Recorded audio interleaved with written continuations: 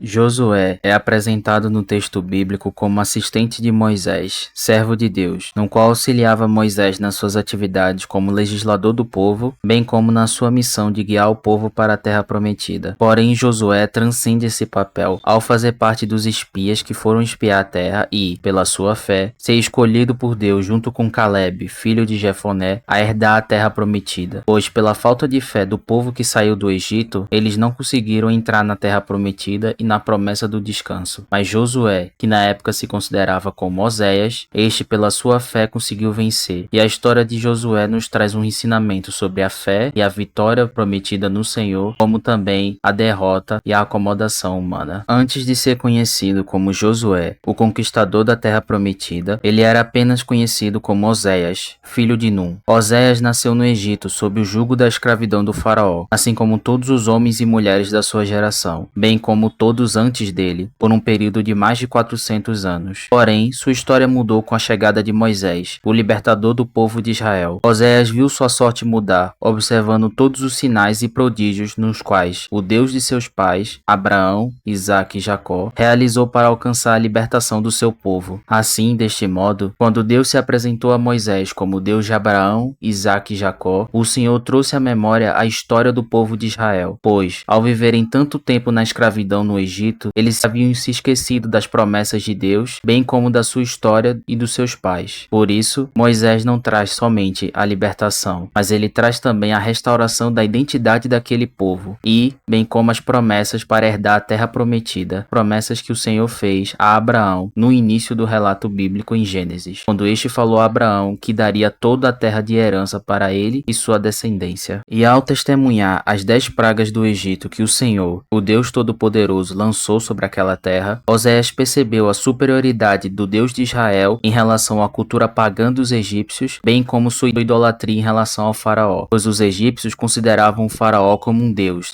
vivo na terra, descendente de Osíris e Horus, no qual conseguiria governar eles e trazer a eles um tempo de prosperidade. Os egípcios confiavam na força de faraó, bem como na força de seus deuses. Todavia, quando o Senhor lançou as pragas no Egito em punição ao período de escravidão dos israelitas, ele provou não só sua superioridade, como ele era poderoso para guiar o povo para fora da terra do Egito e cumprir suas promessas. Por isso, Oséias então baseou sua fé única e exclusivamente nisso, porque os sinais foram importantes para mostrar ao povo israelita de que o Deus a quem eles serviam era Deus de poder e força, e era Deus sobre toda a terra. Assim, ao término das 10 pragas do Egito, o povo israelita, que viveu como escravo, saiu com todos os tesouros e riquezas dos egípcios, pois esses estavam tão aterrorizados pelo poder do Deus de Israel que os entregaram todas as suas riquezas e bens, para eles saírem logo da terra. Desta maneira, o povo se dirigiu ao deserto, ao caminho de Canaã, a terra prometida que manava leite e mel. Em Êxodo 13, 17 e 18 lemos: E aconteceu que, quando o faraó deixou ir o povo, Deus não os levou pelo caminho da terra dos filisteus, que estava mais perto, porque Deus disse, para que, porventura, o povo não se arrependa vendo a guerra e tornem ao Egito. Então o Senhor fez o povo rodear pelo deserto, não porque este queria que o povo se atrasasse, mas para tratar o povo, porque um povo que viveu tanto tempo pela escravidão acaba acreditando que eles eram somente isso, escravos, pois no mundo antigo o escravo não era uma pessoa, era somente uma posse, um bem que não valia de nada.